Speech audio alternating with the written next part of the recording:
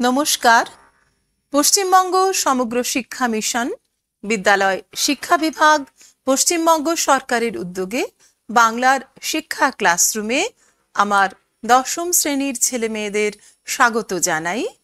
আমি সংহিতা Chakraborty, Bethune collegiate স্কুলের বাংলা ভাষা ও সাহিত্যের সহশিক্ষিকা। আজ আমাদের পাঠ্য তোমাদের বাংলা পাঠ্য বইয়ের নদীর বিদ্রোহ, মানিক বন্দ্যোপাধ্যায়ের লেখা এই গল্পটি এক আশ্চর্য গল্প, নদী প্রেমিক এক আশ্চর্য জীবনের উপাখ্যান, যেখানে প্রকৃতির বিরুদ্ধতা নদী, সে নদী যন্ত্র সভ্যতার বিরুদ্ধতা করেছে, তার বিদ্রোহ ঘোষণা করেছে এবং প্রকৃতির বিরুদ্ধে যাওয়া এই যন্ত্র সভ্যতায় আত্মদ্বিধায় ভুগেছেন একজন মানুষ এবং তারপর তার কি পরিণতি হয়েছে। প্রকৃতি এবং যন্ত্র সভ্যতার বিরোধের কাহিনী এই গল্পে ব্যঞ্জিত হয়েছে। চলো আমরা গল্পটি পড়তে পড়তে জেনে নিই। আমরা দেখতে পাচ্ছি যে একটি নদী বাঁধ ভেঙে গেছে, মানুষের হাতে গড়া একটি নদী বাঁধের ছবি এখানে রয়েছে। আমরা গল্প পড়ার সূত্রে বাকিটুকু জেনে নেব। তার আগে জেনে নেব যে এই গল্পটি আমরা কোথা থেকে পেয়েছি, তার উৎস কি। দেখো, এই যে বইটির ছবি আমরা দেখতে পাচ্ছি, মানিক বন্দ্যোপাধ্যায়ের লেখা এই সরীসৃপ গল্পগ্রন্থ, এইখান থেকেই আমরা নদীর বিদ্রোহ এই গল্পটি পেয়েছি। এই গল্পটি এই সংকলনের নবম গল্প, আর সরীসৃপ মানিক বন্দ্যোপাধ্যায়ের দশম গ্রন্থ এবং চতুর্থ গল্প সংকলন। তাহলে আমরা উৎস জানলাম। এবার যে ছবিটি দেখছি মানিক বন্দ্যোপাধ্যায়, সেই সাহিত্যিক মানিক বন্দ্যোপাধ্যায় সম্পর্কে সামান্য কিছু জেনে নেব। তোমাদের বইতে তো রয়েইছে, আর আমিও তোমাদের জন্য একটুখানি লিখে এনেছি, তোমরা মিলিয়ে পড়তে পারো। দেখো, লেখক পরিচিতি আমরা দেখতে পাচ্ছি, ডান দিকে মানিক বন্দ্যোপাধ্যায়ের ছবি রয়েছে। মানিক বন্দ্যোপাধ্যায়, কথা সাহিত্যিক মানিক বন্দ্যোপাধ্যায়ের প্রকৃত নাম প্রবোধ কুমার বন্দ্যোপাধ্যায়। তার জন্ম 1908 সালের 19শে মে এবং তিরোধান 1956 সালের 3রা ডিসেম্বর। প্রথম বিশ্বযুদ্ধের পর পৃথিবী জুড়ে মানবিক মূল্যবোধের চরম সংকটময় মুহূর্তে বাংলা কথা সাহিত্যে যে কয়েকজন লেখকের হাতে নতুন এক বৈপ্লবিক ধারা সূচিত হয়, মানিক বন্দ্যোপাধ্যায় ছিলেন তাঁদের মধ্যে অন্যতম। তাঁর রচনার মূল বিষয়বস্তু ছিল মধ্যবিত্ত সমাজের কৃত্রিমতা, শ্রমজীবী মানুষের সংগ্রাম, নিয়তিবাদ ইত্যাদি। প্রেসিডেন্সি কলেজে গণিতে অনার্স পড়ার সময়ই তৎকালীন সময়ের বিখ্যাত সাহিত্য পত্রিকা বিচিত্রায় নিজের লেখা পাঠান তিনি। গল্পের নাম ছিল অতসী মামি। প্রথমবারই গল্পটি বিচিত্রা পত্রিকায় ছাপা হয় এবং ব্যাপক জনপ্রিয়তা অর্জন করেন। এই গল্পে তিনি লেখক হিসেবে নিজের প্রবোধ নামের বদলে মানিক নাম ব্যবহার করেছিলেন। অতসী মামি গল্পের জনপ্রিয়তায় তিনি সাহিত্য চর্চাকে পেশা হিসেবে গ্রহণ করার ইচ্ছে প্রকাশ করেন এবং তাই করেন। মাত্র 21 বছর বয়সে তিনি বিখ্যাত উপন্যাস দিবারাত্রির কাব্য রচনা করেন। পরবর্তীকালে অসংখ্য গল্পগ্রন্থ রচনা করেন। এদের মধ্যে উল্লেখযোগ্য অতসী মামি ও অন্যান্য গল্প, প্রাগৈতিহাসিক, মিহি ও মোটা, সরীসৃপ ইত্যাদি। পদ্মা নদীর মাঝি এবং পুতুল নাচি রীতিকথা মানিক বন্দ্যোপাধ্যায়ের অন্যতম সেরা উপন্যাস। মানিক বন্দ্যোপাধ্যায়ের লেখার মধ্যে প্রগাঢ়ভাবে বাস্তব জীবনের ছবি ফুটে উঠত। তার লেখা উপন্যাস এবং ছোট গল্পগুলি বাংলা সাহিত্যের অন্যতম শ্রেষ্ঠ সম্পদ বলে বিবেচিত হয়। ইংরেজি ছাড়াও তার রচনাসমূহ বহু বিদেশি ভাষায় অনুদিত হয়েছে।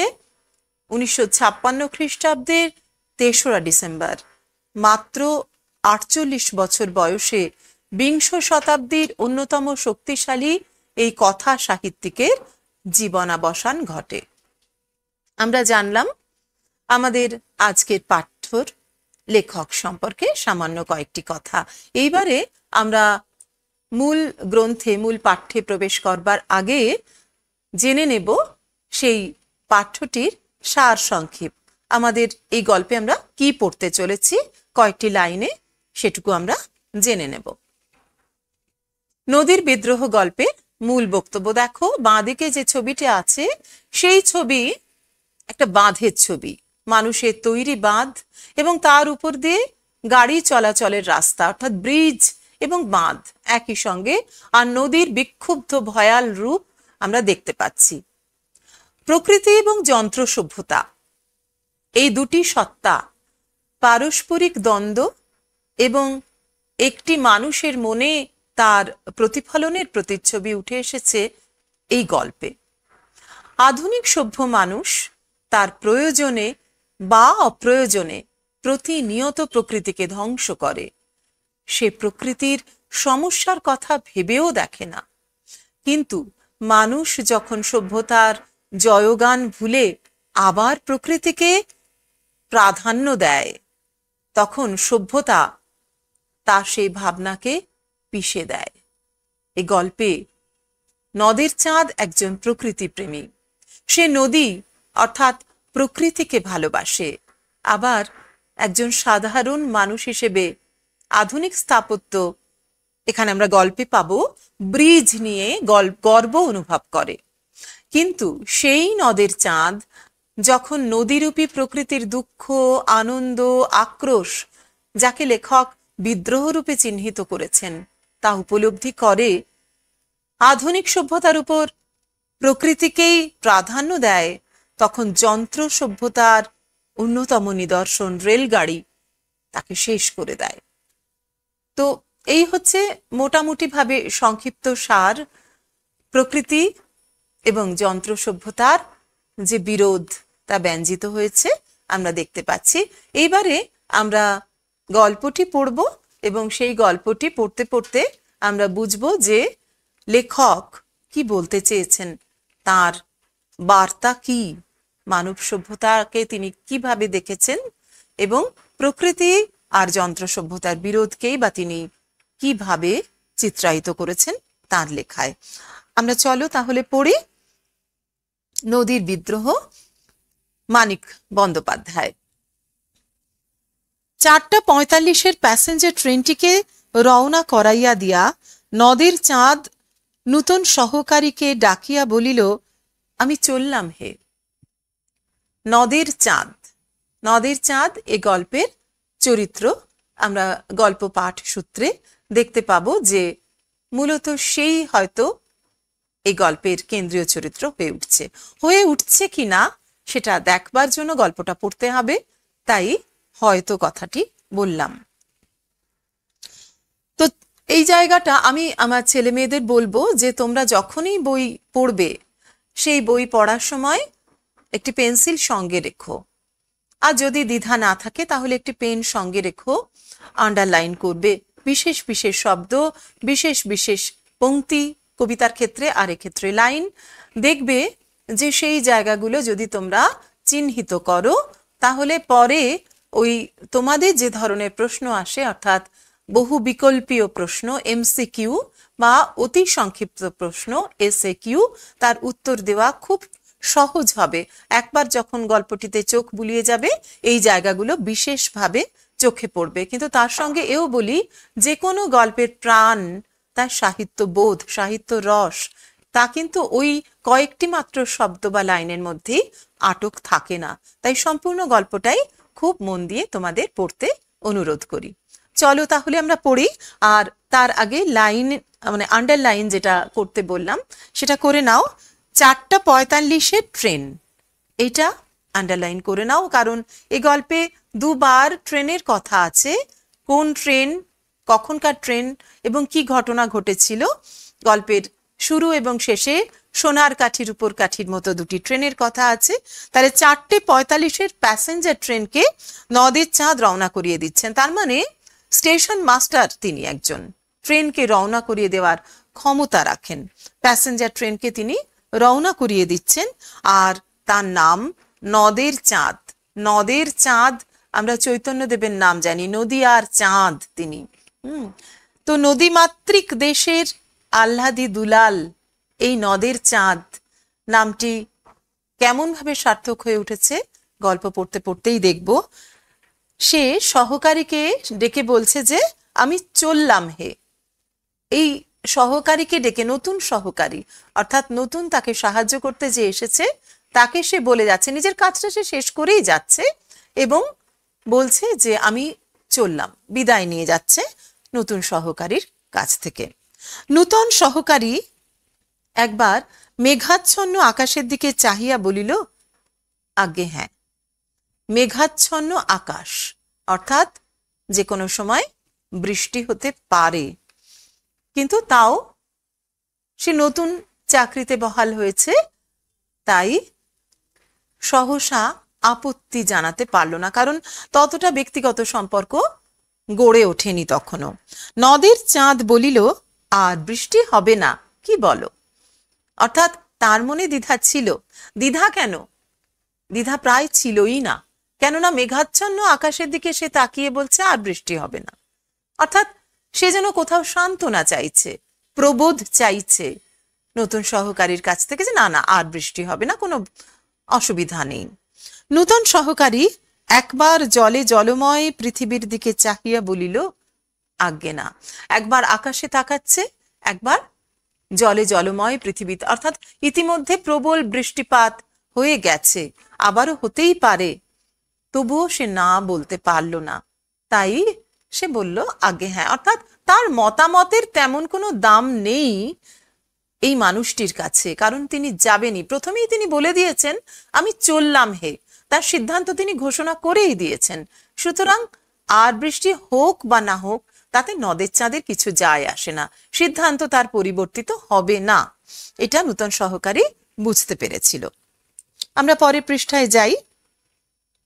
নদের চাঁদ লাইন ধরিয়া 1 মাইল দূরে নদীর উপরকার ব্রিজের দিকে হাঁটিতে লাগিল। নদীর উপরকার যে ব্রিজ, তাহলে এই স্টেশন থেকে সে ব্রিজ কত দূরে? 1 মাইল, আন্ডারলাইন করো, 1 মাইল দূরে ব্রিজের উপর দিয়ে, নদীর উপরের যে ব্রিজ, লাইন ধরে সেখান দিয়ে হাঁটছে। লাইন ধরে হাঁটাটা খুব একটা শিক্ষিত প্রাপ্তবয়স্ক মানুষের ক্ষেত্রে ঠিক আচরণ নয়, আমরা জানি, কিন্তু নদের চাঁদ তাই করছে, কারণ এই মাত্র সে ট্রেনকে রওনা করিয়ে দিয়েছে, সুতরাং এখন আর ট্রেন কোনো আসবে না, এই নিশ্চিন্ততায় সে ওইভাবে হাঁটছে। অথবা হয়তো আর হাঁটার অন্য কোনো রাস্তা ছিল না, সরাসরি নদীর কাছে খুব দ্রুত পৌঁছানোর ওই 1 মাইল রাস্তায় সংক্ষিপ্ততম পথ, তাই নদের চাঁদ হাঁটছে। এইবারে বলছেন লেখক, 5 দিন অবিরত বৃষ্টি হইয়া আজ এই বিকেলের দিকে বর্ষণ থামিয়াছে। 4:45 ট্রেন রওনা করে দিচ্ছেন বিকেল 4:45। ক্রমাগত 5 দিন, এটাও আন্ডারলাইন করতে বলবো, ক্রমাগত 5 দিন এক নাগাড়ে বৃষ্টি হয়েছে এবং আজ এই বিকেলের দিকে বর্ষণ ক্ষান্ত হয়েছে। এবং এটাই বড় কথা নয়, বড় কথা কি 5 দিন নদীকে দেখা হয় নাই, আন্ডারলাইন করো, 5 দিন নদীকে দেখেনি। এটা তোমার আমার আমাদের মতন সাধারণ মানুষের ক্ষেত্রে মনে হয় যে 5 দিন একটা নদীকে না দেখা এমন তো কিছু গুরুত্বপূর্ণ নয়, কিন্তু মনে রাখতে হবে যে আমরা যাকে পড়তে চলেছি, যার সম্পর্কে জানতে চলেছি, সেই নদের চাঁদের কাছে হয়তো এই যে বিচ্ছেদ, নদীর সঙ্গে বিচ্ছেদ, 5 দিনের বিচ্ছেদ, সেটা বিশেষ। তেমন ইঙ্গিত দিলেন লেখক এইখানে যে 5 দিন অবিরাম বৃষ্টি হয়েছে আর নদের চাঁদের নদীকে দেখা হয় নাই। নদের চাঁদ ছেলে মানুষের মতো ঔৎসুক্য বোধ করিতে লাগিল, এইটি তার চরিত্রের বিশেষ দিক। ছেলে মানুষের মতো ঔৎসুক্য। ছেলে মানুষ, শিশু, কিশোর, তারা সবসময় হিতাহিত জ্ঞান তাদের থাকে না, ভালো মন্দ বিচার বোধ থাকে না। আনন্দ হলে তারা আনন্দ করে, তাতে তার নিজের বা অন্যের সমূহ বিপদের সম্ভাবনা আছে কিনা তা বিচার করে সে দেখে না, প্রাণের আনন্দেই মেতে থাকে। ঠিক সেই রকম ভাবে 5 দিন নদীকে দেখা হয়নি বলে নদের চাঁদ ওই মেঘাচ্ছন্ন আকাশ এবং জলে জলময় পৃথিবী, এই দুই উপেক্ষা করে, সম্ভাব্য বৃষ্টিপাত উপেক্ষা করে সে হাঁটা লাগিয়েছে নদীর দিকে। জলে জলময় পৃথিবী, তাই ট্রেন লাইন ধরে হাঁটছে, কারণ ট্রেন লাইন জলে ডুবে যায়নি। এবং আকাশে যেমন মেঘ করিয়া আছে, হয়তো আবার কিছুক্ষণের মধ্যে প্রবল ধারায় বর্ষণ শুরু হইবে, অর্থাৎ এটা সেও কিন্তু জানে। তাই সে সান্ত্বনা চেয়েছিল, সম্মতি চেয়েছিল নতুন সহকারীর কাছ থেকে। আর বৃষ্টি হবে না, কি বলো? কিন্তু আমরা দেখতে পাচ্ছি সেটুকু সে বোঝে যে যেমন মেঘ করে আছে তাতে আবার কিছুক্ষণের জন্য বৃষ্টি হতেই পারে, প্রবল ধারায় বর্ষণ। তা হোক, এইটি আসল কথা, তা হোক, বৃষ্টি হয় হোক, কিন্তু এখন যখন বৃষ্টি নেই তখন নদের চাঁদ নদীকে দেখতে যাবেই। প্রবল ঔৎসুক্য বোধ করছে, ভীষণ আগ্রহী সে। ব্রিজের একপাশে আজ চুপচাপ বসিয়া কিছুক্ষণ নদীকে না দেখিলে সে বাঁচিবে না। আন্ডারলাইন করো, নদীকে কিছুক্ষণ না দেখলে সে বাঁচবে না। নদীর কাছাকাছি থাকা, নদীকে দেখা তার জীবন মরণের সমস্যা, এমনটা আমরা সাধারণভাবে ভাবতে পারি না। অত্যন্ত প্রকৃতি প্রেমিক, অত্যন্ত নদী প্রেমিক মানুষ এই নদের চাঁদ। সে হয়তো স্বাভাবিক নয়, সে অস্বাভাবিক কিনা তা আমরা লেখকের কাছ থেকে জানবো এবং নিজেরাও বিচার করব, কিন্তু অতিমাত্রায় যে সে নদী প্রবণ মানুষ, নদীকে ভালোবাসে, সেটা আমরা এইটুকুতে বুঝতে পারছি।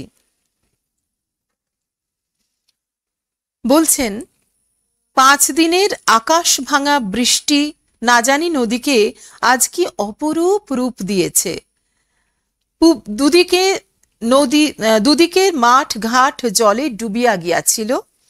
রেলের উঁচু বাঁধ ধরিয়া হাঁটিতে হাঁটিতে দুপাশে চাহিয়া নদের চাঁদ নদীর বর্ষণপুষ্ট মূর্তি কল্পনা করিবার চেষ্টা করিতে লাগিল। তাহলে আমরা একটা ব্যাখ্যা পেলাম কেন সে লাইন ধরে হাঁটছে, অর্থাৎ দুপাশের মাঠঘাট নদী এই জলেতে একেবারে ডুবে গেছে, অতিরিক্ত বর্ষণে ডুবে গেছে, তাই সে রেলের উঁচু বাঁধ দিয়ে হাঁটছে, রেল লাইন ধরে হাঁটছে এবং ভাবছে যে সাধারণ মাঠঘাটে যদি এই অবস্থা হয় তাহলে নদী না জানি তার পরিপুষ্ট রূপ না জানি কত সুন্দর।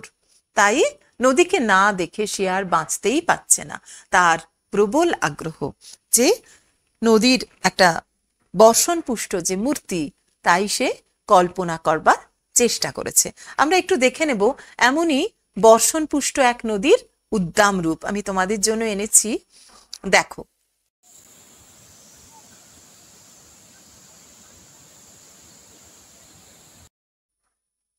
আমরা দেখলাম বর্ষণপুষ্ট এক নদীর উদ্দাম রূপ।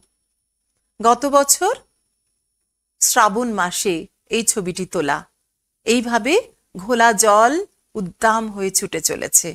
এই রূপটি দেখবার জন্য নদের চাঁদ সে প্রবল ঔৎসুক্য বোধ করছে, আমরা দেখতে পেলাম, আমরা গল্প পড়তে পড়তে জানছি। তারপর দেখি, 30 বছর বয়সে নদীর জন্য নদের চাঁদের এত বেশি মায়া একটু অস্বাভাবিক। এই জায়গাটাকে আমি বলবো, এই লাইনটিকে ছেলেমেয়েরা একটা ব্র্যাকেট দিয়ে রাখো, কেননা এই জায়গা থেকে অনেক প্রশ্ন আসে এবং নদের চাঁদের চরিত্র বলতে গেলে এই জায়গাটি, এই সমালোচনাটি খুবই প্রয়োজন। ছেলে মানুষের মতো ঔৎসুক্য বোধ আমরা আগের অনুচ্ছেদে পেয়েছি, আর এই অনুচ্ছেদ শুরুই হচ্ছে একটা সমালোচনামূলক মন্তব্যে। সে মন্তব্য লেখকের যে 30 বৎসর বয়স, এবং আমরা গল্প পড়তে পড়তে যারা আমরা গল্পটা পড়ছি সেই পাঠকরা মনে করি এই সমালোচনা, এই কৌতূহল আমাদের মনেও জাগে যে একজন স্টেশন মাস্টার, তার নির্দিষ্ট বয়স হয়েছে তবে তো সে চাকরিটা করে, সে এইরকম করবে, এত আকুল হয়ে এইরকম নিজের বিপদ, আসন্ন বিপদ হতে পারে, জীবন মরণ পায়ের তলায় রেখে সে ছুটে যাচ্ছে নদীকে দেখতে। আকাশে মেঘ রয়েছে এবং সে বুঝতেই পারছে যে অনতিবিলম্বে বর্ষণ শুরু হতে পারে, তবুও সে ছুটে যাচ্ছে নদীকে দেখতে, এবং বর্ষায় উন্মত্ত যে নদী সেই দেখতে ছুটে যাচ্ছে। তো এই অনুচ্ছেদে নদের চাঁদের সম্পর্কে সেই সমালোচনা যে 30 বছর বয়সে নদীর জন্য নদের চাঁদের এত মায়া একটু অস্বাভাবিক। সাধারণভাবে সাধারণ মানুষের 30 বছর বয়সে এত এরকমটা হয় না। তাহলে নদের চাঁদের বয়স এবং পেশা দুই আমরা জানলাম যে 30 বছর তার বয়স, আর পেশা কেবল বয়সের জন্য নয়, ছোট হোক তুচ্ছ হোক, সে তো একটা স্টেশনের স্টেশন মাস্টার। আমরা দেখলাম তার পেশা, সরাসরি বলে দিলেন লেখক যে সে একটা স্টেশনের স্টেশন মাস্টার। তাহলে 30 বছর তার বয়স এবং সে স্টেশন মাস্টার। তাহলে নদীর জন্য এরকম ছেলে মানুষই করাটা তার বোধহয় খুব একটা স্বাভাবিক আচরণ নয়। বলছেন লেখক, দিবারাত্র মেল, প্যাসেঞ্জার আর মালগাড়িগুলির তীব্র বেগে ছুটাছুটি নিয়ন্ত্রিত করিবার দায়িত্ব যাহাদের, সেও তো তাহাদেরই একজন। নদীর জন্য এমনভাবে পাগলা হওয়া কি তার সাজে? অর্থাৎ যন্ত্রকে নিয়ন্ত্রণ করার দায়িত্ব স্টেশন মাস্টারের। যন্ত্র সভ্যতার অন্যতম উপাদান এই যে রেলগাড়ি, ট্রেন, এ তো যন্ত্র সভ্যতার আবিষ্কার। হ্যাঁ, সেই যন্ত্র সভ্যতার আবিষ্কার রেলগাড়ি, তাকে নিয়ন্ত্রণ করছে সে সারাক্ষণ। সাধারণ মানুষের জন্য তার এই কাজ, যারা রেল যাত্রী এবং যারা লাইন পারাপার করে সবার জন্যই সেই কাজটি করে, সবার নিরাপত্তার জন্য, সবার স্বাচ্ছন্দ্যের জন্য। এবং 30 বছর তার বয়স, আর সে 4 বছর ধরে এই কাজ করছে, কিন্তু নিজেকে নিয়ন্ত্রণ করার ক্ষমতা নেই, স্বভাব প্রকৃতিকে নিয়ন্ত্রণের ক্ষমতা তার নেই। তাই সে ছুটে যাচ্ছে নদীর জন্য। এমন পাগলা হওয়া কি তার সাজে? নদীর চাঁদ সব বোঝে, অর্থাৎ সে যে বোঝে না তা না। আমরা দেখলাম যে সে বুঝতে পারছে বৃষ্টি হবেই, তবুও সে যাচ্ছে। আত্মনিয়ন্ত্রণের ক্ষমতা তার নেই। সে জানে রেল লাইন ধরে হাঁটা উচিত না, কিন্তু আশপাশ জলমগ্ন, তাই সে লাইন ধরে হাঁটছে। আত্মনিয়ন্ত্রণের ক্ষমতা নেই, কেননা নদীকে না দেখলে সে বাঁচবে না, এইটা তার মনে হয়। তাই নদীর চাঁদ সব বোঝে, নিজেকে কেবল বুঝাইতে পারে না। এইটি মোক্ষম কথা। নদের চাঁদের চরিত্রের একেবারে মোক্ষম এই সূত্রটি যে নিজে সে সব বোঝে, কিন্তু বুঝেও সে নিজেকে বোঝাতে পারে না। আত্মনিয়ন্ত্রণের ক্ষমতা তার নেই। নিজের এই পাগলামিতে যেন আনন্দই উপভোগ করে। শুধু যে নিজেকে নিয়ন্ত্রণ করতে পারে না তা না, তার জন্য কোনো রকম দ্বিধা, বিষণ্ণতা বা আত্মগ্লানি তার নেই। সে কিন্তু তার জন্য একরকম আনন্দ ভোগ করে এবং মনে করে যে সেই উপলব্ধিতে সে যে অনন্য, সে যে নদীকে খুব ভালোবাসে আর 5 জনের মতো নয়, তাতে বোধহয় কোথাও একটু প্রচ্ছন্ন আত্মগর্বও রয়েছে। সে আনন্দ বোধ করে। এখান থেকে আমরা দেখে নিলাম সেইটুকু। এরপরে আমরা পরের অনুচ্ছেদে পড়ব যে এই যে আমাদের সকলের মনে হচ্ছে যে এটা খুব স্বাভাবিক নয়, এরকমটা কেন? তার চরিত্রে, নদের চাঁদের চরিত্রে এই যে নদীকে ভালোবাসার এই আকুলতা, তার সূত্রটা কোথায়, কোথা থেকে শুরু হয়েছিল, সেটা বলার জন্য হয়তো পরের অনুচ্ছেদের অবতারণা।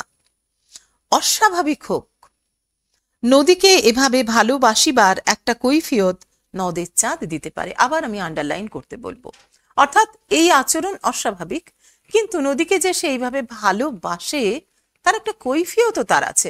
তাহলে আমরা কৈফিয়ত কখন দিই? যখন কোনো অন্যায় করি, সেই আচরণ যখন অন্যের কাছে প্রশ্ন তুলে দেয়, তখন তো আমরা কৈফিয়ত দিই যে না, আমি এটা ঠিকই করেছি বা আমি এই কারণে এটা করেছি। তাহলে এটা যে অন্যায়, মানে নীতিসঙ্গত নয় বা স্বাভাবিক নয়, এটা সে নিজে বোঝে, কিন্তু নিয়ন্ত্রণ করতে পারে না নিজেকে। আর সেইটার জন্য, সে যে নিয়ন্ত্রণ করতে পারে না, তার জন্য প্রচ্ছন্ন আনন্দ অনুভব করছে এবং তার কৈফিয়ত দিচ্ছে। কি কৈফিয়ত সে দিচ্ছে আমরা একটুখানি শুনে নিই। এই কৈফিয়ত যেন অনেকটা লেখকেরও কৈফিয়ত, যে কেন নদের চাঁদ এমনটা করে, যেন পাঠকদের তিনি বলছেন। আমরা পড়ে নিই সেই অনুচ্ছেদ। নদীর ধারে তার জন্ম হইয়াছে। নদের চাঁদের জন্ম নদীর ধারে। হতেই পারে অনেকেরই আমাদের নদীর ধারে জন্ম, তাতে কি? কিন্তু নদীর ধারে সে মানুষ হইয়াছে, চিরদিন নদীকে সে ভালোবাসিয়াছে, এটাই কথা। নদীর ধারে বড় হওয়া বা মানুষ হওয়া, নদীর সঙ্গে বড় হওয়া, নদীকে ভালো লাগা, সে এক জিনিস, আর নদীকে ভালোবাসা সে আরেক জিনিস।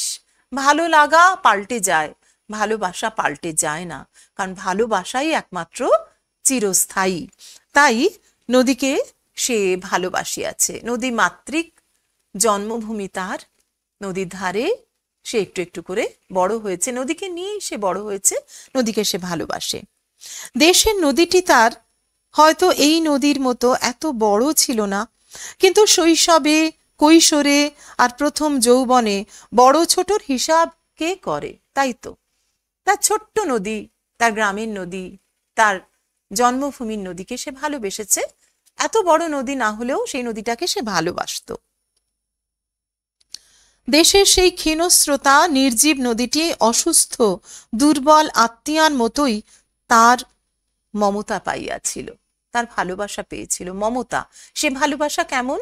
যেন সেখানে খানিকটা স্নেহ জড়িত, খানিকটা করুণা জড়িত, মমতা। অর্থাৎ আমরা যাকে ভালোবাসি, যত্ন করি, আমাদের মায়ের মতো কেউ, আমাদের বোনের মতো কেউ, দুর্বল আত্মীয়া, এই কথা বলছেন। নদীর মধ্যে প্রাণ অনুভব করছেন নদের চাঁদ।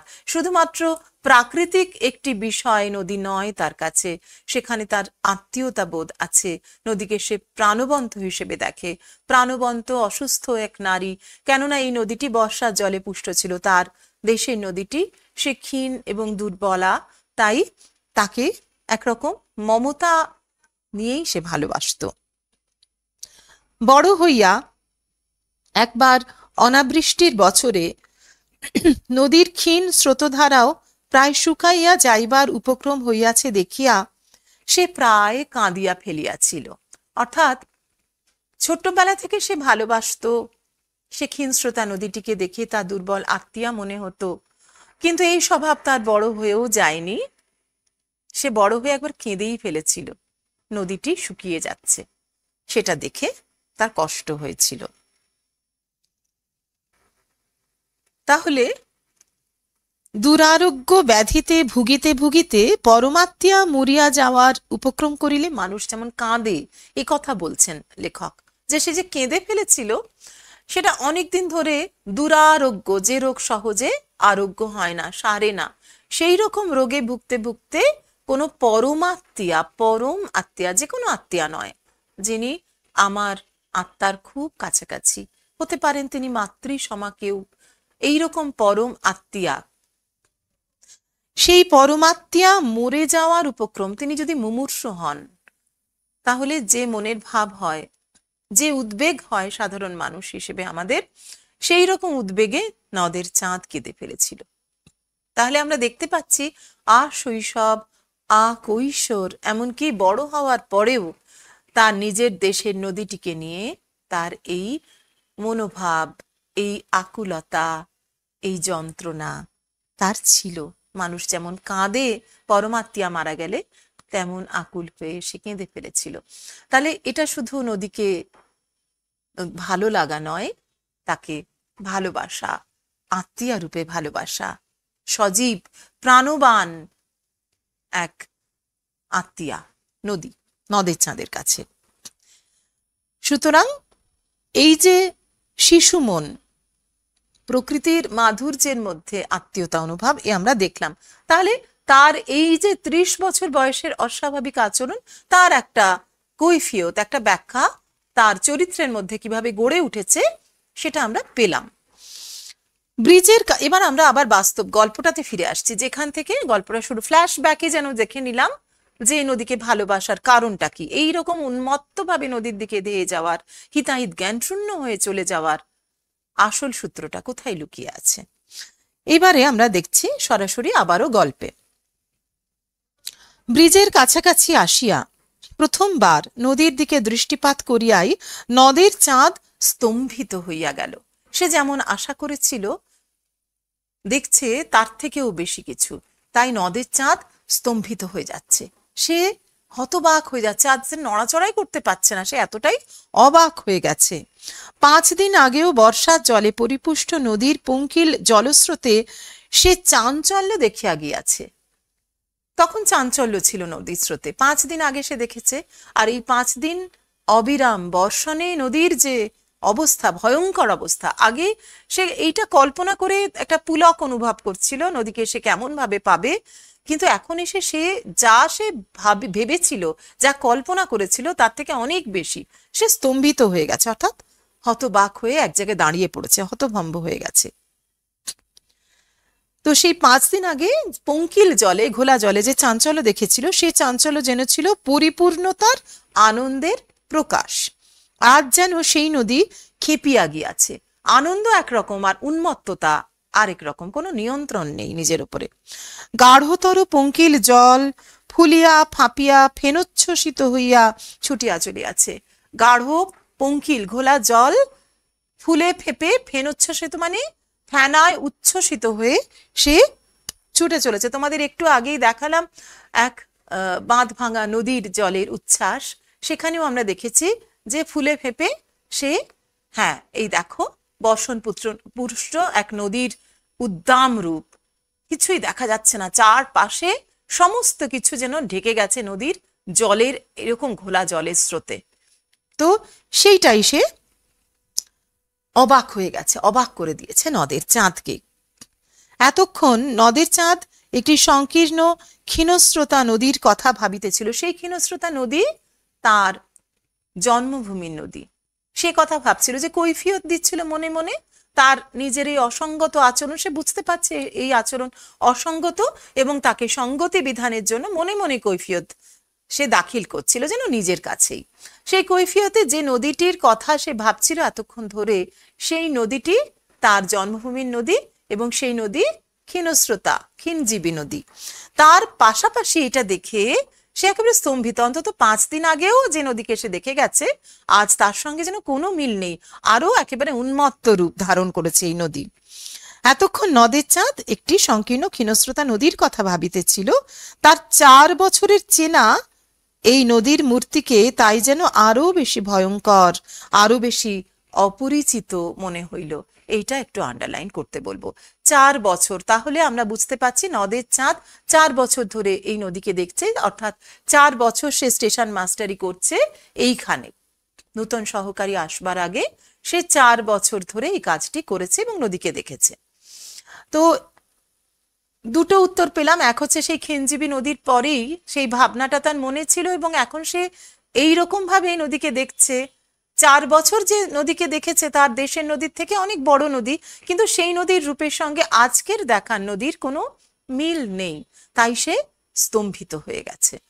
দুই দিক থেকে আমরা দেখতে পাচ্ছি নদের চাঁদ এইভাবে স্তম্ভিত। এক হচ্ছে তার মনের মধ্যে ছিল কল্পনায় তার সেই দেশের ক্ষীণজীবী নদীটি, এবং এই 4 বছর ধরে যে নদীকে সে প্রত্যক্ষ করেছে, প্রতিদিন ভালোবেসেছে, দেখেছে, যাকে ছেড়ে সে থাকেনি, সেই নদীটির সঙ্গেও আজ অবিরাম টানা বর্ষণের পরে তার এই পরিচিত নদীটিও একেবারে অন্য একটি রূপ ধারণ করেছে।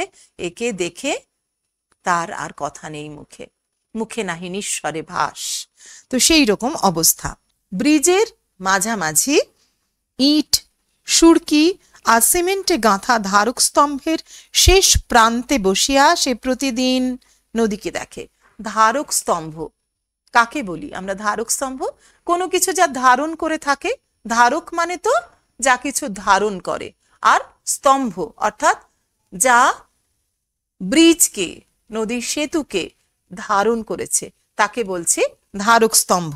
আমরা একটু দেখে নিই ধারক স্তম্ভের একটা চেহারা। এই দেখো, দেখতে পাচ্ছ নদীটার ওপরে একটা সেতু রয়েছে, তার উপর দিয়ে গাড়ি ইত্যাদি যাতায়াত করে, মানুষও চলাচল করে, আর নিচে রয়েছে নদী।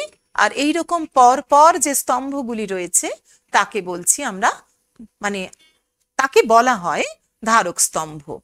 আমরা এখানেও পেলাম, নদী বিদ্রোহ গল্পেও পেলাম নদী বাঁধের এই ধারক স্তম্ভ, আমরা দেখে নিলাম তার ছবি। ধারণ করে আছে যে স্তম্ভ, সেই ধারক স্তম্ভকে সে তার শেষ প্রান্তে বসিয়া সে প্রতিদিন নদীকে দেখে। তাহলে 4 বছর ধরে এই নদীকে দেখা তার অভ্যেসের মধ্যেই ছিল। আজও সে সেইখানে গিয়া বসিল।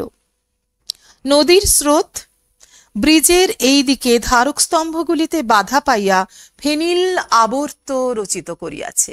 ফেনিল মানে ফেনাময়, আবর্ত মানে গোল গোল হয়ে ঘুরছে, ঘূর্ণিপাক রচনা করেছে। এত উঁচুতে জল উঠিয়া আসিয়াছে যে মনে হয় ইচ্ছা করিলে বুঝি হাত বাড়াইয়া স্পর্শ করা যায়। এই সাংঘাতিক একটা অবস্থা নদীর। এতদিন একরকম ছিল, পরিপূর্ণতার যে আনন্দ, সে আনন্দে উচ্ছল নদীকে দেখে নদের চাঁদেরও আনন্দ হতো, কিন্তু এখন যেন নদী কেঁপে উঠেছে। এই ধারক স্তম্ভগুলো এত উপর অব্দি জল উঠে এসেছে যে নদের চাঁদের মনে হয়েছে যেন হাত বাড়ালে সেই জলকে স্পর্শ করা যায়, ফেনিল আবর্ত রচনা করছে।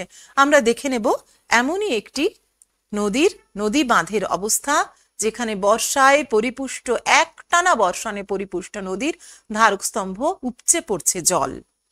দেখো,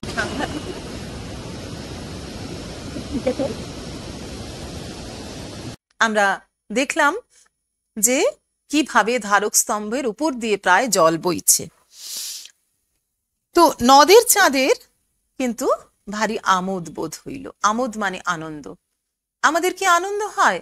নিজে যেখানে বসে আছি সেই জায়গাটা যে কোনো মুহূর্তে ভেসে যেতে পারে, অর্থাৎ আমার প্রাণ সংশয় হতে পারে।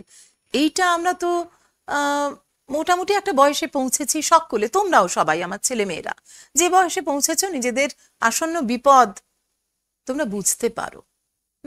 আর নদের চাঁদ 30 বছর বয়সের যুবক, এবং সে চাকরি করে, অর্থাৎ সেই নিয়ন্ত্রণ ক্ষমতা বা কি করবে না করবে সেই বোধ তার থাকাই স্বাভাবিক। কিন্তু সে কেন অস্বাভাবিক আচরণ করে, কেন ভালোবাসে নদীকে, সে কৈফিয়তের পরেও এই রকম অবস্থায় একটা নদীর পাশে বসে থাকা, এবং শুধু তাই নয়, তাতে আনন্দ বোধ করা, এইটা বোধহয় একটু অস্বাভাবিক। এইটাই তার শিশু সুলভ মন, অর্থাৎ শুধু সারল্য নয়, হিতাহিত জ্ঞান শূন্যতা তাই প্রকাশ করে। সে আমোদ বোধ করল এবং পকেট খুঁজিয়া পুরাতন একটি চিঠি বাহির করিয়া সে স্রোতের মধ্যে ছুঁড়িয়া দিল। পুরনো একটা চিঠি মানুষের সঙ্গে মানুষের ভাবের আদান প্রদানের মাধ্যম। এখন তোমরা হয়তো তেমন ভাবে আর চিঠির ব্যবহার দেখো না, নিজেরাও চিঠি লেখো না, কেননা আমাদের হাতে এখন মুঠো ফোন এসে গেছে। আমরা যে যার মুঠো বন্দি। আমরা এখন চ্যাট করি, ফেসবুকে চ্যাট করি বা ইনস্টাগ্রামে চ্যাট করি। তোমরা বাচ্চা ছেলে মেয়ে, তোমরা হয়তো অতটা পারো না, কিন্তু তবুও নিশ্চয়ই এই শব্দগুলো জানো। হোয়াটসঅ্যাপ, ফেসবুক, ইনস্টাগ্রাম, সকলে সেইখানেই যেটুকু মনের কথা সরাসরি সঙ্গে সঙ্গে লিখে দেয়। কিন্তু বেশ কিছুদিন আগে, অন্তত বছর 20 আগেও চিঠির জন্য একটা আকুলতা ছিল মানুষের। বিভিন্ন পুজো পার্বণে, বিভিন্ন উৎসবে, বিভিন্ন পরবের আগে পরে মানুষ মানুষকে শুভেচ্ছা জানাতো। কোথাও দূর দেশের মানুষজন চিঠি লিখে নিজেদের খবর জানাতো, ভালো লাগা জানাতো, ভালোবাসা জানাতো, দুঃখ জানাতো, কষ্ট জানাতো দূর দেশে থাকা আত্মীয় বন্ধুজনকে। তাই চিঠি লেখা এবং চিঠি পাওয়ার মধ্যে মানুষের ভাবের আদান প্রদান ঘটত। রবীন্দ্রনাথও কিন্তু এ নিয়ে বলেছেন যে চিঠিটা খুব সামান্য জিনিস নয়। যে দুজন মানুষ সবসময় কাছাকাছি থাকে তারা পরস্পরকে সম্পূর্ণভাবে চেনে না, কেননা চিঠিতে যেভাবে প্রকাশ হয় মনের কথা, আমরা সরাসরি সবসময় সেভাবে গুছিয়ে বলে উঠতে পারি না। তাই চিঠিটি খুব সামান্য জিনিস নয় বলে স্বয়ং রবীন্দ্রনাথও মনে করেছেন।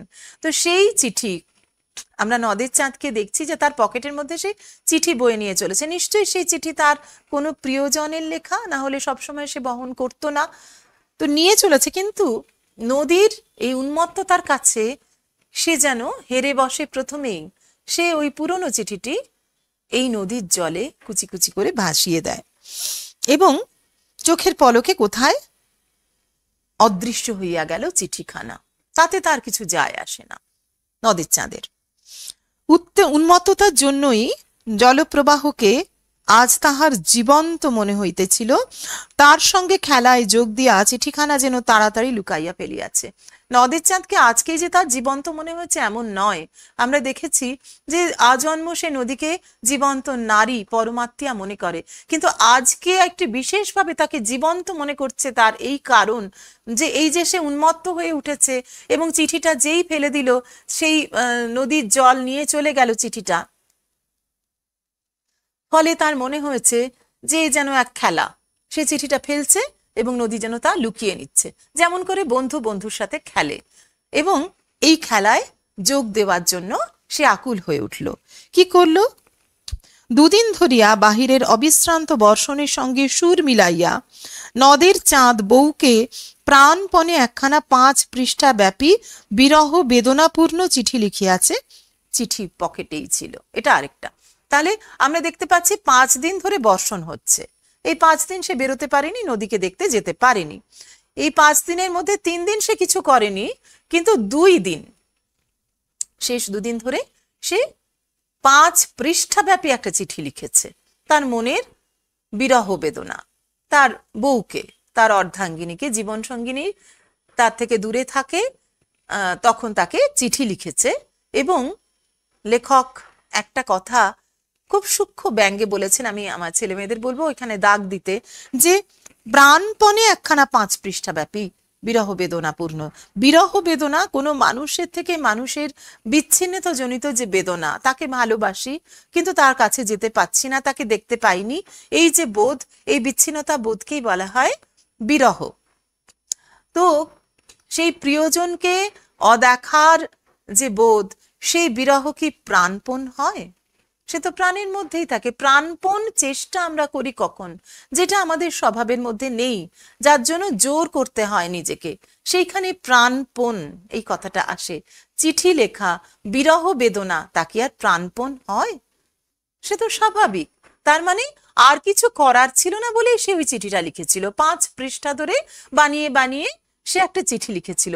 তার মানে তার স্ত্রীকে যে স্ত্রীর অভাব বোধ করছে এমনটা নয়। 5 দিন ধরে সে নদীকে দেখতে যেতে পারেনি, তাই হয়তো ওই কাজটি সে করেছিল। কেননা যদি তার স্ত্রীকে লেখাটার মধ্যে একান্ত আবেগ থাকতো, নিজস্ব আবেগ থাকতো, তাহলে এর পরবর্তী কাণ্ডটি সে করতো না। যে সে কি করতো, যে একটু মমতা তার বোধ করিল বটে, হ্যাঁ আহা এত কষ্ট করে চিঠিটা লিখেছি, ফেলে দেব, এইটুকু মমতা। কিন্তু মমতা আর ভালোবাসা, গভীর অনুরাগ, তার মধ্যে কিন্তু তফাৎ আছে। নদীকে সে গভীরভাবে ভালোবাসে, নদীর প্রতি সে অনুরক্ত। তাই নদীর সঙ্গে খেলা করার লোভ, শুধু অনুরাগই নয়, তার মধ্যে শিশু সুলভ যে চাঞ্চল্য, নদীর সঙ্গে সে খেলা করতে চাইছে। নদী লুকিয়ে ফেলেছে একটা চিঠি, আরো একটা চিঠি সে ভাসিয়ে দিতে চাইলো। তাই সে কি করলো? খেলা করার লোভটা সে সামলাতে পারলো না। একখানি পাতা ছিঁড়িয়া দুমড়াইয়া মোচড়াইয়া নদীর জলে ফেলিয়া দিতে লাগিল। এই কাণ্ডটা সে করল। তারপর নামিল বৃষ্টি। সে কি মুষলধারায় বর্ষণ! ঘণ্টা 3 বিশ্রাম করিয়া মেঘের যেন নূতন শক্তি সঞ্চিত হইয়াছে। তাহলে 4:45 ট্রেনকে রওনা করে বেরিয়েছিল নদের চাঁদ নদী দেখতে। তারপর কতক্ষণ গেছে লেখক বলে দিচ্ছেন, 3 ঘন্টা ধরে বিশ্রাম ছিল। অবিশ্রান্ত বর্ষণ, ক্ষান্ত দিয়েছিল 3 ঘন্টা। তাহলে 3 ঘন্টা সে নদীর ধারে বসে আছে, সন্ধে ঘনিয়ে এসছে, অর্থাৎ আমরা বুঝতেই পাচ্ছি এরম উন্মত্ত নদীর সঙ্গে সে খেলছে বসে বসে, একেবারেই আত্মমগ্ন হয়ে গেছে, বলা যায় নদীগ্রস্ত হয়ে গেছে নদের চাঁদ। এই জায়গাটাও আমি বলবো একটু আন্ডারলাইন করতে, যে 3 ঘন্টা, ঘন্টা 3 বিশ্রাম করিয়া, অর্থাৎ 3 ঘন্টা ধরে সে আত্মবিস্মৃত হয়ে নদীর চাঁদ নদীর কাছে বসে আছে।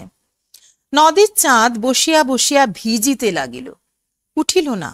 নদী হইতে একটা অশ্রুতপূর্ব শব্দ উঠিতেছিল, তার সঙ্গে বৃষ্টির ঝমঝম শব্দ মিশিয়া হঠাৎ এমন একটা সঙ্গত সৃষ্টি করিয়াছে। সঙ্গত আমরা জানি, গানের সঙ্গে তালবাদ্য বাজলে বা অন্য কোনো যন্ত্র বাজলে তাকে বলা হয় সঙ্গত করা, অর্থাৎ গানটাকে আরো একটা মাত্রা দেয়, সুরকে আরো একটা মাত্রা দেয়, সঙ্গত। তাই একদিকে নদীর শব্দ আর আরেকদিকে ঝমঝম বৃষ্টির শব্দ, উভয় মিলে যেন একটা যুগলবন্দি রচনা করেছে, এবং নদের চাঁদ যেন তার মুগ্ধ শ্রোতা দর্শক। আমরা দেখছি যে নদের চাঁদের, এইবারে নদের চাঁদের মন হইতে ছেলে মানুষের আমোদ মিলাইয়া গেল। তার মনে হইতে লাগিল এই ভীষণ মধুর শব্দ শুনিতে শুনিতে সর্বাঙ্গ অবসন্ন হইয়া আসিতেছে। আরো আনন্দ ঠিক সেভাবে হলো না, আর আনন্দের বোধটা মিলিয়ে গেল, কিন্তু সর্বাঙ্গ অবশ হয়ে গেল, সে আচ্ছন্ন হয়ে গেল, সে নদীগ্রস্ত হয়ে গেল। আমরা এখানে দেখে নেব নদীকে ঘিরে মানুষের এই ভালোবাসা, ভালো লাগা, একটি বিশেষ চলচ্চিত্রে রূপ পেয়েছিল বিখ্যাত শিল্পী, সঙ্গীত শিল্পী হেমন্ত মুখোপাধ্যায়ের কণ্ঠে। সেই গানটি একটু অংশ আমরা দেখে নেব, মিলিয়ে পড়ব আমাদের এই নদীর বিদ্রোহ গল্পের নদের চাঁদের নদীকে ভালোবাসার যে তার চারিত্রিক বৈশিষ্ট্য, তারই সঙ্গে মানুষের চিরন্তন নদী ভালোবাসার একটি রূপকে। চলো দেখি।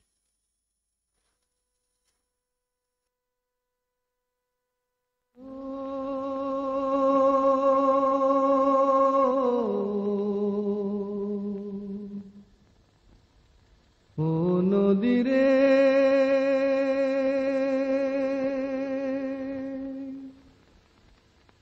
একটি কথা শুধাই শুধু তোমারে, ও নদীরে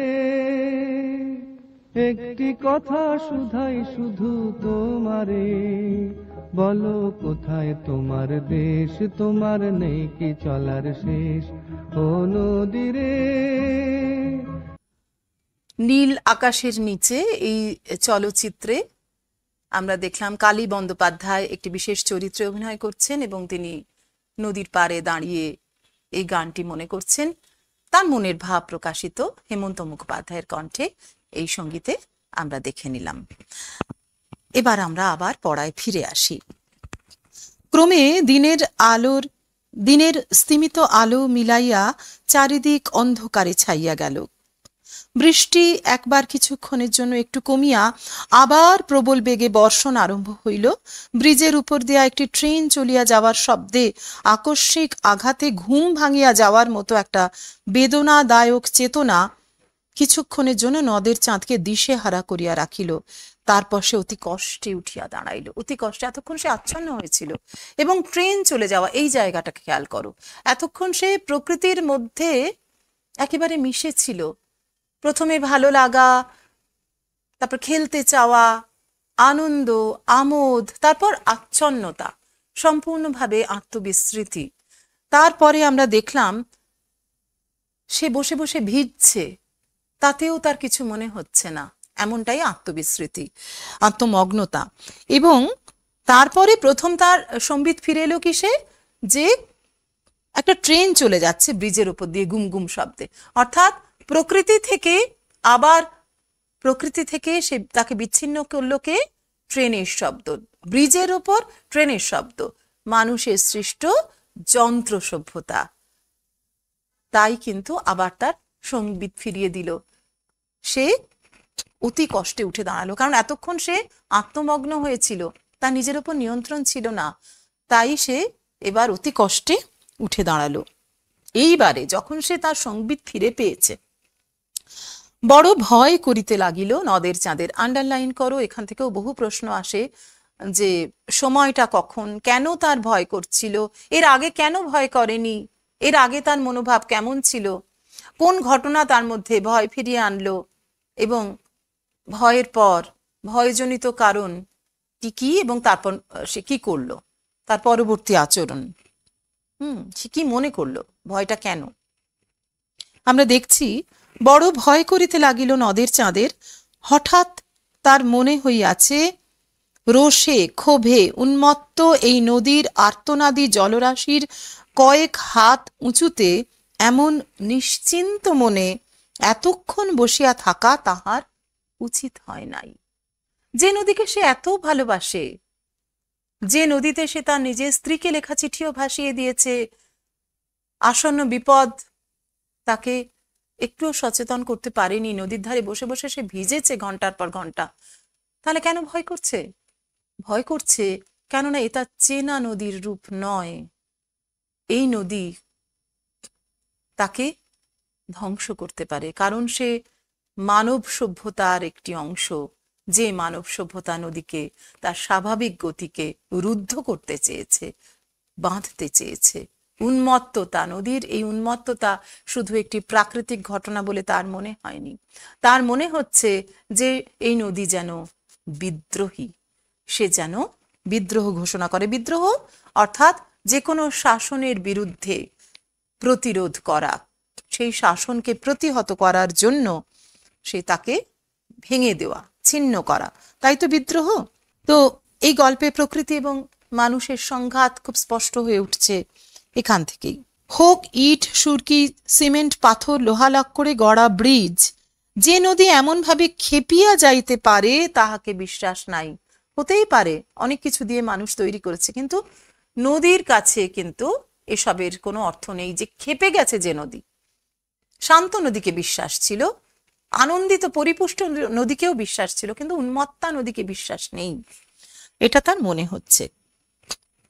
অন্ধকারে অতি সাবধানে লাইন ধরিয়া হাঁটিতে হাঁটিতে নদের চাঁদ স্টেশনের দিকে ফিরিয়া চলিল। নদীর বিদ্রোহের কারণ সে বুঝিতে পারিয়াছে। আন্ডারলাইন করো, কে বুঝতে পেরেছে? নদের চাঁদ কিভাবে বুঝতে পেরেছে? সেটা উত্তরটা দেওয়া আছে এই অনুচ্ছেদে।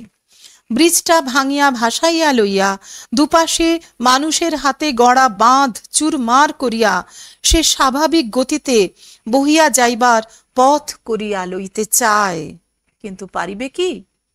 অর্থাৎ মানুষের সৃষ্ট এই যন্ত্র সভ্যতাকে সে ভেঙে বিচূর্ণ করে দিতে চায়। একদিন মানুষ গুহাবাসী ছিল, সেদিনও প্রকৃতির সঙ্গে তার সংঘাত ছিল। সে বৃষ্টির থেকে, আগুনের থেকে, ঝড়ের থেকে বাঁচতে গুহার ভেতরে গিয়ে ঢুকেছে, বাঁচতে গুহার ভিতরে গিয়ে ঢুকেছে, এবং তারপর সেখান থেকে সে কুঁড়ে বেঁধেছে। সে বিভিন্নভাবে প্রকৃতির যে আঘাত তাকে প্রতিহত করতে চেয়েছে, এবং আস্তে আস্তে প্রকৃতিকে ধ্বংস করে সে নিজের জয়যাত্রা প্রসারিত করেছে। যন্ত্র সভ্যতার দাস মানুষ। তাহলে এখানে মনে হয়েছে প্রকৃতিকে ভালোবাসা নদের চাঁদের, যে এইবারে বোধহয় প্রকৃতিও তার বিরূপ হওয়ার সময় এসেছে, এবং সেই বিরূপ প্রকৃতি বিদ্রোহ ঘোষণা করছে। নদী কিন্তু মানুষের তৈরি এই বাঁধকে যখন খুশি ভেঙে ফেলতেই পারে।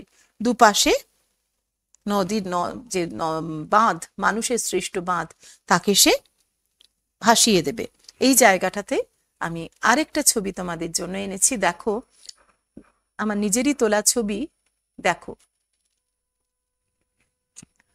সুন্দরবনের হিঙ্গলগঞ্জ এলাকার সর্দারপাড়া গ্রাম সংলগ্ন রায়মঙ্গল নদী বাঁধ, ঠিক পরপর দুদিনের ছবি।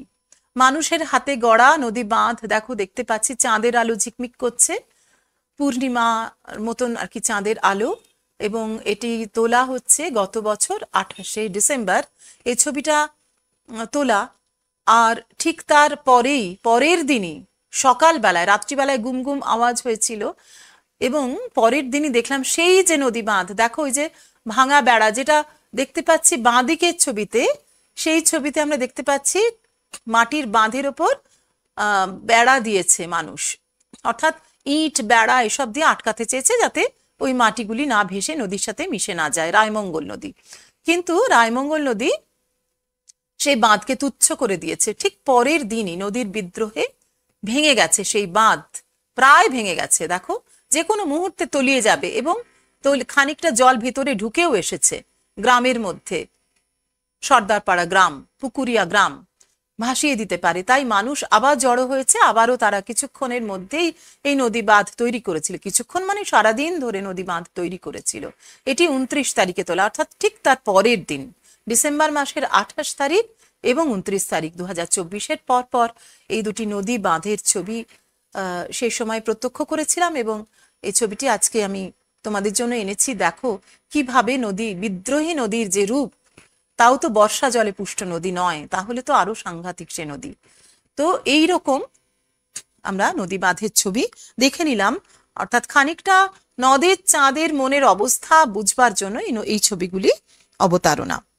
এরপর পড়ি, নদের চাঁদ বলছে ভাসিয়ে তো নিতে চায়, কিন্তু পারবে কি? অর্থাৎ দেখো, নদের চাঁদ কিন্তু সে নদীর হয়েই আবার কথা বলছে। পারিলেও মানুষ কি তাকে রেহাই দেবে? রেহাই মানে কি? অর্থাৎ তাকে কি নিষ্কৃতি দেবে? তাকে অব্যাহতি দেবে? না, আবার সে নতুন করে বাঁধ দেবে।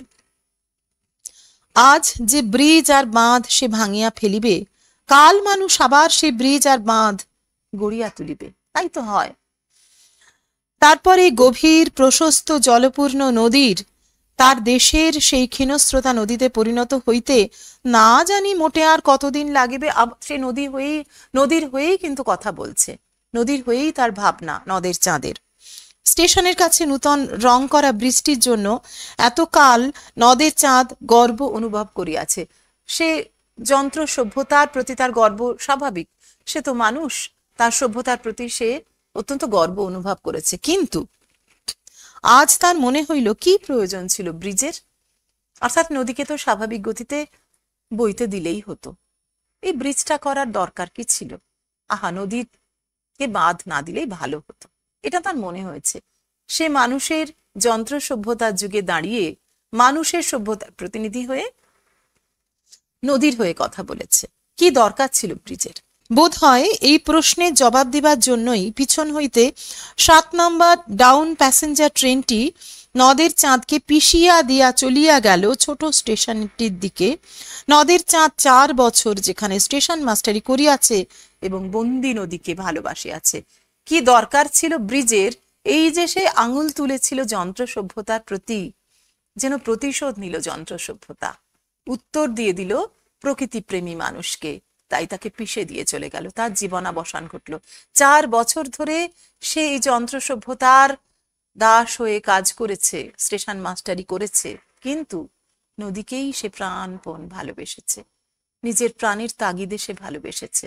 আর সভ্যতার দিকে আঙুল তুলেছে বলে সভ্যতার অন্যতম উপকরণ রেলগাড়ি তাকে শেষ করে দিয়ে চলে গেল, যেন উত্তর দিল। এইভাবে তির্যক মন্তব্য করে শেষ করেছেন এই গল্প মানিক বন্দ্যোপাধ্যায়। আমরা দেখলাম যে প্রকৃতি এবং মানুষের তৈরি সভ্যতার যে দ্বন্দ্ব, সেই দ্বন্দ্বে এই মুহূর্তে প্রকৃতি জিতল নাকি যন্ত্র সভ্যতা জিতল।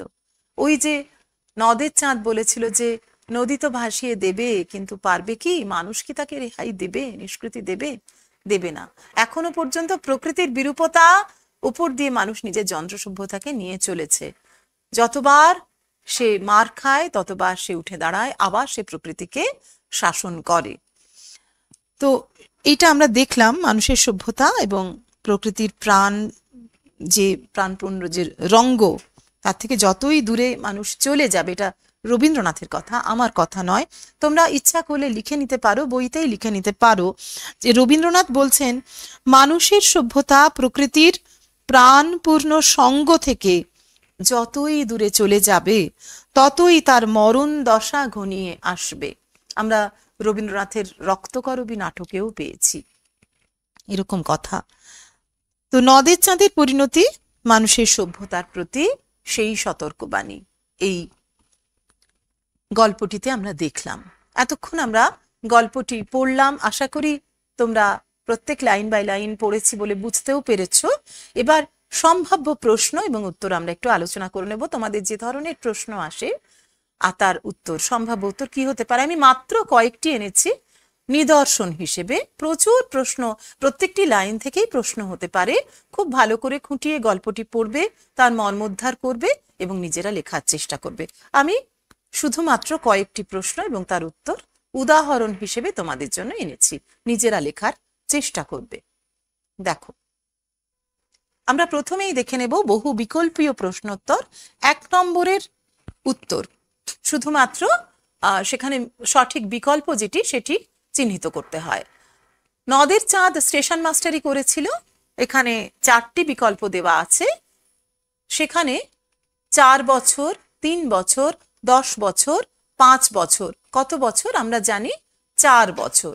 তাহলে 4 বছর অর্থাৎ সঠিক বিকল্প ক। কোন আকস্মিক আঘাত নদের চাঁদের চেতনাকে দিশেহারা করে দিয়েছিল? 4টি বিকল্প আছে, আমরা জানি যে ট্রেন চলে যাওয়ার শব্দ, এটা অর্থাৎ গ। এই বিকল্পটিকে তোমরা চিহ্নিত করবে। কিন্তু শৈশবে, কৈশোরে আর প্রথম যৌবনে বড় ছোট হিসেব আর কে করে? উক্তিটি যার সম্বন্ধে করা হয়েছে। 4টি বিকল্প আছে, আমরা বুঝতেই পারি এখানে খ বিকল্পটি ঠিক, অর্থাৎ নদের চাঁদের সম্পর্কে বলা হয়েছে। তারপরে আবারও কয়েকটি বহু বিকল্পীয় প্রশ্নোত্তর। নদের চাঁদের বয়স, দেখো আমি একটু গাঢ় করে দিয়েছি 30 বৎসর, অর্থাৎ ক বিকল্প। এরকম তো আর করা থাকবে না, আমি দিয়েছি তোমাদের যাতে উত্তরটা বুঝতে সুবিধা হয় তার জন্য। এতকাল নদের চাঁদ গর্ব অনুভব করিয়াছি, কিসের জন্য গর্ব অনুভব? আমি আবারও ক বিকল্পটি গাঢ় করে দিয়েছি। তোমাদের প্রশ্নে কিন্তু এরকম গাঢ় করা থাকবে না, 4টি বিকল্পের মধ্যে যেটা তুমি ঠিক মনে করছো, অর্থাৎ যেটা ঠিক তুমি মনে করছো সেটা নয়, যেটা ঠিক সেই বিকল্পটিতে তোমাদের চিহ্নিত করতে হবে। এখানে ক বিকল্পটি ঠিক। তারপরে 6 নম্বর প্রশ্ন, নদের চাঁদ ডাকিয়া বলিল, সেখানে শূন্যস্থান পূরণ করো। নদের চাঁদ কাকে ডেকে বলেছিল, যে শূন্যস্থান, সেখানে আমি খ বিকল্পটি গাঢ় চিহ্নিত করেছি, এটি ঠিক বিকল্প, তোমরা ওটা শূন্যস্থান পূরণ করে দেবে। এইরকম আরো অসংখ্য প্রশ্ন হতে পারে, সে প্রসঙ্গে আর এখন যাওয়ার অবকাশ নেই। তোমরা টেস্ট পেপার দেখে বা বিভিন্ন বইয়ে পিছনে যেসব প্রশ্ন থাকে সেগুলো দেখে, বা স্কুলে মাস্টারমশাই দিদিমণিরা যখন পড়াবেন তারাও বলবেন, তোমরা নিজেরাও প্রশ্ন তৈরি করতে পারো, উত্তর লেখার চেষ্টা করবে। এরপর অতি সংক্ষিপ্ত প্রশ্নোত্তর, এই অতি সংক্ষিপ্ত প্রশ্নোত্তরও কিন্তু 1 নম্বরের থাকে। আমি চললাম হে, নদের চাঁদ কখন এ কথা বলেছিল? তার উত্তর বলা আছে 4:45 প্যাসেঞ্জার ট্রেনটিকে রওনা করিয়ে দিয়ে নদের চাঁদ এ কথা বলেছিল। একদম এক কথায় লিখবে। নদের চাঁদ লাইন ধরে কত মাইল হেঁটেছিল? নদের চাঁদ লাইন ধরে 1 মাইল হেঁটে, যা আমরা বই থেকে পেয়েছি। একেবারে বই থেকে উত্তর লিখতে হবে, নিজের মন গড়া উত্তর বানিয়ে উত্তর লিখতে হবে না। 3 নম্বর, নদীর জন্য এমন ভাবে পাগল হওয়া কি তার সাজে? এ প্রশ্ন কেন? এই উক্তির কারণ, তার বয়স 30 বৎসর এবং সে একটা নদে একটা স্টেশন মাস্টার। এখানে তার বয়স 30 বৎসর না লিখে নদের চাঁদ এটাও লিখতে পারো, তবে প্রশ্নে বলা হয়েছে যে তার সাজে, তাই উত্তর তার দিয়েই আমি লিখে দিয়েছি। পরের প্রশ্ন, নদীকে ভালোবাসার কি কৈফিয়ত নদের চাঁদ দিয়েছিল? নদীকে ভালোবাসার জন্য নদের চাঁদের কৈফিয়ত ছিল এটাই যে সে নদীর ধারে জন্মেছে, বড় হয়েছে এবং চিরকাল নদীকে সে ভালোবেসেছে, এই তার কৈফিয়ত ছিল। 5 নম্বর প্রশ্ন, সে প্রায় কাঁদিয়া ফেলিয়াছিল। কি দেখে সে কেঁদেছিল? নদের চাঁদের দেশের বাড়িতে ক্ষীণস্রোতা নদীটি 1 বছর অনাবৃষ্টির কারণে শুকিয়ে গিয়েছিল বলে সেই দেখে সে কেঁদেছিল। এরপরে আবারও অতি সংক্ষিপ্ত প্রশ্নোত্তর, চেনা নদীকে নদের চাঁদের আরো বেশি ভয়ঙ্কর এবং অপরিচিত মনে হয়েছিল কেন? এক কথায় লেখো, নদীর পঙ্কিল জল ফুলে ফেপে উঠেছিল বলেই চেনা নদীকে নদের চাঁদের অপরিচিত এবং ভয়ঙ্কর বলে মনে হয়েছিল। এখানে তোমরা লিখতে পারো 5 দিনের নিরবচ্ছিন্ন বৃষ্টির ফলে নদীর পঙ্কিল জল, এই কথাটিও যুক্ত করে দিতে পারো। পরের প্রশ্ন, নদীর সঙ্গে খেলা করার লোভটা সে সামলাইতে পারিল না। কিভাবে সে নদীর সঙ্গে খেলা করেছিল আমরা বইতে পেয়েছি। নদের চাঁদ তার স্ত্রীকে লেখা চিঠির এক একটি পাতা ছিঁড়ে দুমড়ে মুচড়ে জলে ফেলছিল, এইভাবে সে নদীর সঙ্গে খেলা করছিল। 8 নম্বর প্রশ্ন, এই ভীষণ মধুর শব্দ শুনিতে শুনিতে সর্বাঙ্গ অবসন্ন হইয়া আসিতেছে। কোন শব্দ শুনে শরীর অবশ এবং অবসন্ন হয়েছিল? নদীর জলের অশ্রুতপূর্ব শব্দের সঙ্গে বৃষ্টির ঝমঝম শব্দ মিশে যে সঙ্গত তৈরি হয়েছিল, সেই শব্দ শুনে নদের চাঁদের শরীর অবশ হয়েছিল। পরের প্রশ্ন, কিছুক্ষণের জন্য নদের চাঁদকে দিশেহারা করিয়া রাখিল। কি তাকে দিশেহারা করেছিল কিছুক্ষণের জন্য? উত্তর, ব্রিজের উপর দিয়ে একটা ট্রেন চলে যাওয়ার শব্দে হঠাৎ নিদ্রাভঙ্গ হওয়ার মতো একটা বেদনাদায়ক চেতনা তাকে দিশেহারা করে রেখেছিল। আমরা অতি সংক্ষিপ্ত প্রশ্নোত্তর দেখে নিলাম। এরপরে আমরা আবারও অতি সংক্ষিপ্ত কয়েকটি প্রশ্ন দেখব। নদী এমন ভাবে খেপিয়া যাইতে পারে, নদী খেপে গিয়েছিল কেন? মানুষ নদীর উপর ব্রিজ তৈরি করে নদীর জলস্রোতকে নিয়ন্ত্রণ করার চেষ্টা করেছিল, তাই নদী খেপে গিয়েছিল। তারপরে প্রশ্ন, কিন্তু পারিবে কি পারার কথা বলা হয়েছে? ওই যে নদের চাঁদের যে প্রশ্নটা ছিল তার উত্তর, ব্রিজটা ভাসিয়ে এবং দুপাশে মানুষের তৈরি বাঁধ ভেঙে ফেলে নদীর নিজের গতিপথ তৈরি করে নেওয়ার কথা বলা হয়েছে। মানুষ তাকে কি রেহাই দেবে? কেন এই উক্তি?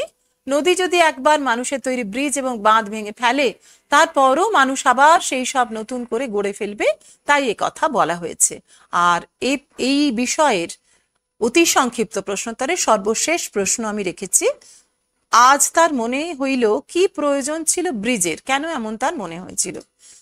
উত্তর হচ্ছে, ব্রিজ তৈরি করার ফলে নদীর গতিপথ সংকুচিত হয়ে গিয়েছিল, তাই নদের চাঁদের এমন মনে হয়েছিল যে তার দেশের নদীর মতোই এই নদীও একদিন মৃত্যুমুখে পর্যবসিত হবে। এই গেল অতি সংক্ষিপ্ত প্রশ্নোত্তর। আর রচনাধর্মী প্রশ্ন তোমাদের আসে অনধিক 150টি শব্দে লিখতে হয় আর 150টি শব্দে, আর এই 5 নম্বরের প্রশ্ন থাকে। তার একটি মাত্র উদাহরণ আমি এনেছি, বাকি তোমরা নিজেরা লেখার চেষ্টা করবে। প্রশ্ন এবং উত্তর দেখে নাও। রচনাধর্মী প্রশ্ন এবং উত্তর। নদীর বিদ্রোহের কারণ সে বুঝিতে পারিয়াছে। নদীর বিদ্রোহের কারণ কি ছিল, কিভাবে সে তা বুঝতে পেরেছে। দুটি ভাগ আছে প্রশ্নের, উত্তরও দুটি ভাগে, দুটি অনুচ্ছেদে দেওয়া বাঞ্ছনীয়। নদীর বিদ্রোহ গল্প অনুসারে আজন্ম নদীর ধারে বেড়ে ওঠা নদের চাঁদ নদীর প্রতিটি আচরণে তাৎপর্য জানত। বর্ষার জলে উপচে পড়া নদীকে তার বিক্ষুব্ধ বলে মনে হয়েছিল। মানুষের তৈরি বাঁধ এবং সেতু নদীকে বন্দী করে ফেলেছিল। বর্ষার আগমনে সেই নদী নিজের বন্দিদশার রূপ পরিবর্তনে মরিয়া হয়ে উঠেছিল যেন। নদের চাঁদ তার সংবেদনশীল অন্তর্জগৎকে উপলব্ধি করেছিল নদীর বিক্ষোভের ভাষায়। যুগ যুগ ধরে মানুষের প্রযুক্তির কাছে অবদমিত প্রকৃতি নদীর মাধ্যমে প্রতিশোধ নিতে চাইছে, তাই শীর্ণকায়া নদী উদ্দাম জলোচ্ছ্বাসে পরিপূর্ণা। প্রকৃতির প্রতি মানুষের অবিচার একদিন মানব সভ্যতাকে ধ্বংসের দিকে ঠেলে দেবে। নদের চাঁদের এই উপলব্ধি নদীর বিদ্রোহের কারণ। এই গেল উত্তরের প্রথম ভাগ। এবং দ্বিতীয় ভাগ, নদের চাঁদ একজন সংবেদনশীল শিল্পী মনের মানুষ। নদী সম্পর্কে তার কৌতূহল, আকর্ষণ পাগলামির পর্যায়ে চলে গিয়েছিল। দীর্ঘদিন নদীর সান্নিধ্যে কাটানোর কারণে প্রতিটি পরিবর্তনে তাৎপর্য তার জানা ছিল। নদী বর্ষার জলে তার রূপ পরিবর্তন করলে সে প্রথমে অবাক হলেও পরবর্তীকালে এক সিদ্ধান্তে উপনীত হলো যে প্রযুক্তি এবং বিজ্ঞানে উন্নত মানুষ নিজের শক্তির পরিচয় দিতে গিয়ে প্রকৃতির বুকে সৃষ্টি করেছে নিজের কৃতিত্ব। নদীকে বাগে আনতে গিয়ে তার বুকে বাঁধ দিয়েছে, সেতু তৈরি করেছে। এই অন্যায়ের প্রতিবাদ ধ্বনিত হয়েছে নদীর গর্জনে, কারণ সেই সেতু এবং বাঁধ ভেঙে ফেলতে চায় নদী। প্রকৃতির এই আচরণ নদের চাঁদ উপলব্ধি করেছে বলেই সে নদীর বিদ্রোহকে বুঝতে পেরেছে। 2+3 বা 3+2 এভাবে নম্বরের বিভাজন থাকে। 5 নম্বরের প্রশ্ন অনধিক 150 শব্দে তোমাদের উত্তর লিখতে হয়। আশা করি তোমরা নিজেরা খুব ভালো করে পড়বে এবং আরো অনেক উত্তর নিজেরা লেখার চেষ্টা করবে। এই উত্তরটিও নিজের ভাষায় নিজে লেখার চেষ্টা করবে বলেই আমি মনে করি। ভালো থেকো তোমরা, পড়াশোনা করো ঠিক করে। অনেক ধন্যবাদ তোমাদের।